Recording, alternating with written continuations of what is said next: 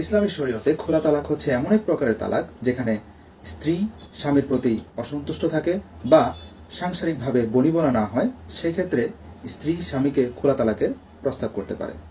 সাধারণ নিয়ম অনুযায়ী স্ত্রীর যেহেতু স্বামীকে তালাক দেওয়ার কোনো অধিকার থাকে না, সেজন্য আল্লাহ তাআলা খোলা তালাকের একটা বিধান রেখেছেন যাতে স্ত্রী স্বামীর দ্বারা নির্যাতিত না হতে পারে।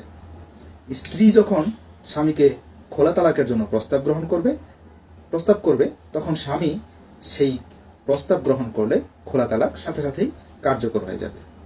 অন্যথায় স্বামী যদি স্ত্রীর খোলার প্রস্তাব গ্রহণ না করে, সেই ক্ষেত্রে স্ত্রী dissolution of Muslim marriage act 1939 এর সেকশন 2 অনুযায়ী বিবাহ বিচ্ছেদের জন্য বিজ্ঞ আদালতের দ্বারস্থ হতে পারবেন। খোলা তালাকের ক্ষেত্রে স্ত্রী স্বামীর নিকট কোনো দেনমোহর দাবি করতে পারবে না। স্বামী যদি স্ত্রীকে কোনো দেনমোহর পরিশোধ করে থাকে, তাহলে স্ত্রী সেই দেনমোহরের টাকা ফেরত দিবে। আর দেনমোহরের টাকা যদি অপরিশোধিত থাকে, তাহলে সেই স্ত্রী দেনমোহরের এই দাবি পরিত্যাগ করবে।